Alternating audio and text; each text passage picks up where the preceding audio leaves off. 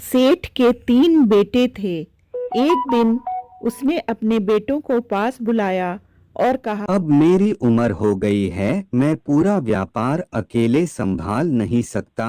तुम तीनों मिलकर मेरी मदद करो और मैं उसी बेटे को अपनी पूरी प्रॉपर्टी दूंगा जो कुछ समझदारी का काम करके दिखाएगा। मैं तुम तीनों को थोड़े थोड़े पैसे दूंगा और 1 महीने का टाइम दूंगा। उसमें तुम्हें कुछ ऐसा करके दिखाना है जिसे यह सामने वाला कमरा है ना वह पूरा भर जाए।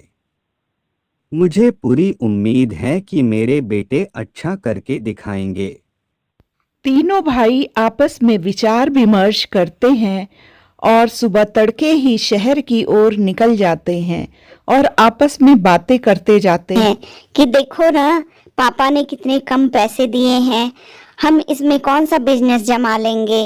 और पापा को तो जानते ही हो, अगर हमने काम ठीक नहीं किया तो हमारी कैसे पिटाई करेंगे।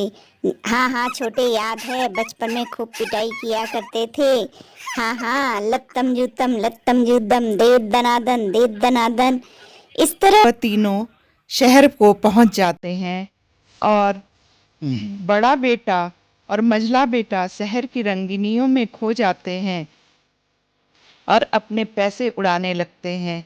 जब उनके पैसे खत्म होने लगते हैं तब वो अपने शहर को वापस आने की सोचने लगते हैं और छोटा मोटा बिजनेस करके अपने गांव को लौट आते हैं। सबसे पहले बड़ा बेटा गांव को आता है और वह भूसे का बिजनेस करता है। वह मन ही मन खुश हो रहा था कि पिता उसका काम देखकर बहुत ही खुश होंगे और वह अपने पिता को आवाज लगाता है, पिताजी पिताजी पिताजी। उसके पिता बाहर आते हैं और वह अपने पिता को बताता है कि देखिए, मैंने भूसे का बिजनेस किया है और यह बिजनेस एक दिन मैं बहुत आगे बढ़ा दूंगा। उसके पिता जोर जोर से रोने लगते हैं और कहते हैं, इस घर में ही ऐसे बच्चे पैदा होने थे, सारे पैसे बर्बाद कर दिए। इसके दिमाग में तो भूसा भरा हुआ है। ठहर, मैं तुझे बताता हूँ, तू किसी काम का नहीं है, नालायक। उसके पिता उसकी पिटाई करने लगते हैं। उसके बहुत माफी मांगने पर भी वह नहीं मानते और उसकी खूब अच्छी तरह पिटाई करते हैं। लत्तम जूतम दे दनादन लत्तम जूतम। फिर दूसरा बेटा शहर से घर को वापस आता है। वह गोबर का बिजनेस करता है और मन ही मन खुश होता है। वह अपने पिता को बताता है कि मैंने गोबर का बिजनेस किया है और कहता है कि शहर में ये बिजनेस बहुत अच्छा चलता है और एक दिन मैं करोड़पति बन के दिखाऊंगा।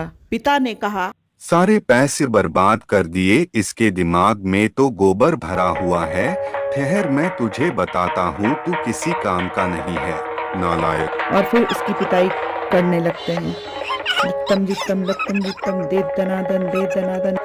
फिर तीसरा बेटा घर को वापस आता है और पिता से कहता है कि मैं शहर से बहुत अच्छी चीज लेके आया हूँ।